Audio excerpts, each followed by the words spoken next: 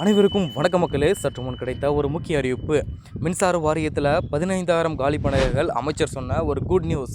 So இது குறிப்பாக எப்பொழுது ஆள் எடுக்க போகிறாங்க, இதுக்கான தேர்வு எப்பொழுது வரப்போகிறது, ஸோ இன்னும் கூடுதலாக இருக்க வாய்ப்பு இருக்கிறதா அப்படின்ற தகவலை ஒரு 4 முக்கியமான தகவலை தான் உங்களுக்கு இந்த செய்தியில் நான் சொல்ல வரேன். ஸோ மறக்காமல் நீங்கள் பண்ணுற ஒரே விஷயம், இது போன்ற தகவலை உடனுக்குடன் துல்லியமாக தெரிஞ்சுக்க முடியும்னா நீங்கள் பண்ணுற ஒரே விஷயம் என்ன பார்த்தீங்கன்னா, கீழே இருக்க ரெட் கலர் பட்டனை கிளிக் பண்ணி சப்ஸ்கிரைப் பண்ணிக்கோங்க.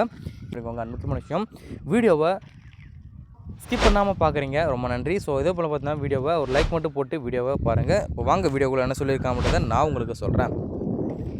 தமிழ்நாடு மின்சார வாரியத்தில் நீண்ட காலமாக நிலவி வரும் இந்த ஆள் பற்றாக்குறையை போக்கும் வகையில் இந்த ஆண்டுக்குள்ள 15,000 காலிப்பணிகளில் நிரப்ப வாய்ப்புள்ளது எனவும், குறிப்பாக வாய்ப்புலாம் கிடையாது, மின்சாரத்துறை அமைச்சர் நிர்மல்குமார் அதிரடியாக அறிவிச்சிருக்காரு.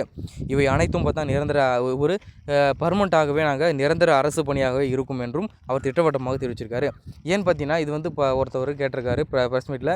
ஸோ இது கான்ட்ராக்ட்லாம் எடுக்கிறீங்களா அப்படி கேட்டிருக்காரு. கான்ட்ராக்ட்லாம் கிடையாது, கவர்மெண்ட் எம்ப்ளாயாக நாங்கள் எடுக்க போகிறோம் அப்படின்ட்டு சொல்லியிருக்காரு.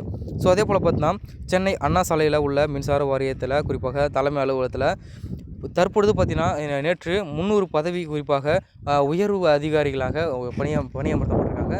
ஸோ அதில் பார்த்திங்கன்னா நமக்கு செய்தியிலே போட்டிருப்பாங்க. ஸோ எவ்வளவு மகிழ்ச்சியாக இருந்தாங்க அந்த அதிகாரிகள்லாம். ஸோ இதுவரையிலும் நடந்ததில்லை சார், எவ்வளோ தூரம் போராடி பார்த்தோம், எங்களால் முடியல, ஸோ இப்போ நீங்கள் பண்ணியிருக்கீங்க, ரொம்ப நன்றி அப்படின்ட்டுலாம் தெரிவிச்சிருக்காங்க திரு விஜய் அவர்களுக்கு. இந்த நிகழ்ச்சியில் அவர் அவர் என்ன சொல்லியிருக்காங்கன்னா, முந்தைய ஆட்சி காலங்களில் பல தவறுகள் நடந்துள்ளன. மின்சார வாரியத்தில் 1.40 லட்சம் பேர் வேலை செய்ய வேண்டிய இடத்துல தற்போது 70,000 பேர் மட்டும்தான் உள்ளனர். இவர் குறிப்பாக ஒருவர் 2 பேருக்கான வேலையை செய்து வருவதாக சொல்கிறாங்க. ஒட்டுமொத்தமாக 70,000 பணியாளர்கள் தேவைப்படும் நிலையில் நாங்கள் முதற்கட்டமாக பார்த்தோன்னா குறிப்பாக 15,000 பேர் வேலைக்கு எடுப்பாங்க அப்படி சொல்லியிருக்காங்க. ஸோ அதே போல் பார்த்திங்கன்னா, தமிழ்நாடு மின்சார வாரியத்தில் பல ஆண்டுகளாக களப்பணியாளர்கள் பற்றாக்குறையாகவே பெரும் தடையாக உள்ளது. முன்னதாக கடந்த குறிப்பாக 2025ஆம் ஆண்டு போடப்பட்ட தகவல் உரிமை அறிவு சட்டத்தின்படி தமிழ்நாட்டில் சுமார் 25,551 கள உதவியாளர்கள், 13,216 ஒயர்மேன்கள் மற்றும் 626 கேங்மேன்கள் பணியிடங்கள் காலியாக உள்ளதாக தகவல் வெளியானது. கடந்த ஆண்டு 2026ஆம் ஆண்டு போது கூட மின்சார வாரியத்தில் சுமார் 50,000 பணியிடங்கள் காலியாக இருப்பதாக தகவல் வெளியாயின. அப்போதைய அமைச்சர் செந்தில் பாலாஜியும் ஆள் பற்றாக்குறை இருப்பதை ஒத்துக்கொண்டார். இருப்பினும் ஸ்மார்ட் மீட்டர்கள் பொருத்தப்பட்ட பின் வேலையாட்களினுடைய தேவை பெருமளவு குறையும் என்பதாலும் மின்சார வாரியத்துறை நிதியினுடைய நெருக்கடியை காரணம் காட்டியும் அப்போதைய நிர்வாகம் பணியிடங்களை நிரப்புவதில் அவசரம் காட்டவில்லை அப்படின்ட்டு சொல்கிறாங்க.